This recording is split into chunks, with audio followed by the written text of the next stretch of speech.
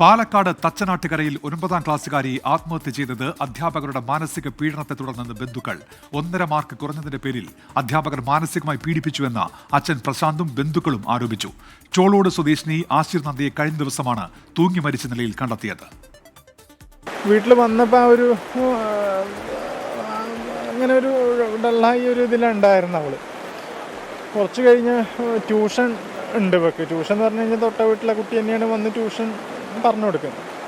അപ്പോൾ അവൾ വന്നപ്പോഴാണ് ഇവള് മുകളിൽ പോയി നോക്കുന്നത്. അപ്പോൾ അതുവരെ അവളെ കഴിക്കലും കാര്യങ്ങളൊക്കെ കഴിഞ്ഞിട്ടിരുന്ന് ട്യൂഷൻ്റെ സമയമായപ്പോൾ മോളിക്ക് പോയിരുന്നു. പിന്നെ ആ കുട്ടി കയറി വന്ന് നോക്കുമ്പോഴാണ് ഇങ്ങനെ കാണുന്നത്. ശ്രീജിത്ത് ശ്രീകുമാറിനുണ്ട് ഇപ്പോൾ പാലക്കാട് നിന്ന് വിശദാംശങ്ങളുമായി. ശ്രീജിത്ത്, എന്താണ് കുടുംബത്തിന്റെ ആരോപണം?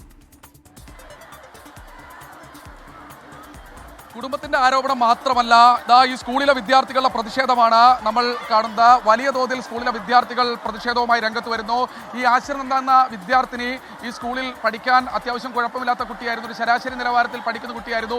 ഈ കുട്ടിയെ വലിയ തോതിൽ ഈ കുട്ടിയോട് മോശമായ രീതിയിൽ പെരുമാറുകയും ഏതാണ്ട് 1.5 മാർക്ക് കുറഞ്ഞു എന്ന പേരിൽ രക്ഷിതാക്കളെ അടക്കം വിളിച്ചു വരുത്തി നിർബന്ധപൂർവ്വം ഈ കുട്ടിയെ കൊണ്ട് തന്നെ ഒരു പേപ്പറിൽ എഴുതി ഒപ്പിടിയിച്ചു എന്നാണ് പറയുന്നത്. 8ാം ക്ലാസ്സിലേക്ക് മടങ്ങാൻ തയ്യാറാണ് എന്ന്. അതുകൂടാതെ ക്ലാസ് ഡിവിഷൻ, ശരാശരി പഠിക്കുന്നതിൽ കുറവുള്ള കുട്ടികളുടെ ഡിവിഷനിലേക്ക് ഇരുത്തി എന്നാണ് പറയുന്നത്. കുട്ടി വീട്ടിലേക്ക് കരഞ്ഞുകൊണ്ടാണ് വന്നത്. കഴിഞ്ഞ ദിവസമാണ് കുട്ടിയെ ഇത്തരത്തിൽ വീട്ടിനുള്ളിൽ തൂങ്ങി മരിച്ച നിലയിൽ കണ്ടെത്തിയത്. ഇതൊന്നും ഇവിടുത്തെ പ്രശ്നം മാത്രമല്ല, ഇതിനു മുൻപ് വെള്ളിനഴി സ്വദേശിയായ ഒരു കുട്ടിയും മരിച്ചിട്ടുണ്ടെന്ന് പറയുന്നു. വിദ്യാർത്ഥികൾ വലിയ പ്രതിഷേധത്തിലാണ്. ആ ക്ലാസ്സിലെ കുട്ടികൾ, മക്കളെ നിങ്ങളെ ഒപ്പം പഠിക്കുന്ന കുട്ടികളാരാ?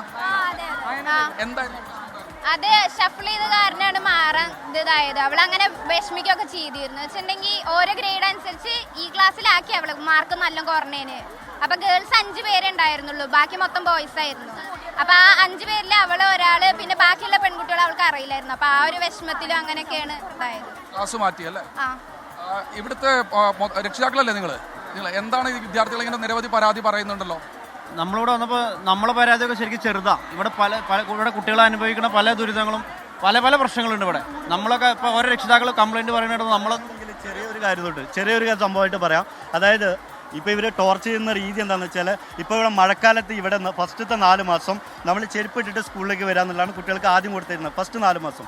അത് കഴിഞ്ഞിട്ടാണ് പിന്നെ വേനൽക്കാലം ആയിക്കഴിഞ്ഞാൽ ഷൂ ഇട്ടിട്ട് വരാമെന്നുള്ളതാണ്. പക്ഷേ ഇപ്പോഴത്തെ ഇവിടെ സിസ്റ്റം എന്താണെന്ന് വെച്ചാൽ, രാവിലെ വീട്ടിൽ നിന്ന് ഇറങ്ങുമ്പോൾ എന്താണോ അതിനനുസരിച്ച് ഇട്ട് വരാമെന്നുള്ളതാണ്.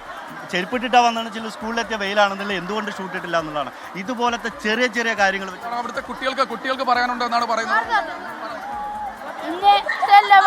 ടീച്ചർ ചവിട്ടി എന്തിനു ചവിട്ടി? ബുക്ക് കൊടുന്നിരാറുണ്ട്. ചവിട്ടി എന്നതടക്കമുള്ള പ്രതിഷേധമായ വിദ്യാർത്ഥികൾ ഒരു ഘട്ടത്തിൽ ഉയർത്തുന്നു. കുട്ടികൾക്ക് നിരവധി രക്ഷിതാക്കളും കുട്ടികളും ഒക്കെ ഇവിടെ വന്നിട്ടുണ്ട്. ഇവിടുത്തെ എസ് എഫ് ഐയുടെ നേതാക്കളുടെ ഭാഗമായിട്ട് എന്താണ് നിങ്ങൾക്ക് പറയാനുള്ളത്? നിങ്ങളൊക്കെ ഇവിടെ വിദ്യാർത്ഥി സംഘടനകളൊക്കെ ആയിട്ട് ഉള്ള സ്ഥലത്താണ് ഇത്തരത്തിൽ എസ് എഫ് ഐ ഇതിനകത്ത് കൃത്യമായി ഇടപെട്ടിട്ടുണ്ട്. നാളെ എസ് എഫ് ഐയുടെ മാർച്ച് ഈ സ്കൂളിനകത്തേക്ക് ജില്ലാ തലത്തിൽ വലിയ മാർച്ച് ഇതുമായി ബന്ധപ്പെട്ട് ഇവിടെ നടക്കും. ഇതിൽ ആരോപണ വിധേയരായിട്ടുള്ള അധ്യാപകർക്കെതിരെ നടപടിയെടുക്കണമെന്നുള്ളത് തന്നെയാണ് ആവശ്യം. അങ്ങനത്തെ ഒരു നിലയിലേക്ക് ഒരു ഇടിമുറിയും ഉണ്ടാക്കിക്കൊണ്ട് ഒരു സ്കൂളും ഇവിടെ പ്രവർത്തിച്ചു പോകണ്ട എന്നുള്ളത് തന്നെയാണ് എല്ലാ കാലത്തും എസ് എഫ് ഐ എടുത്തിട്ടുള്ള നിലപാട്.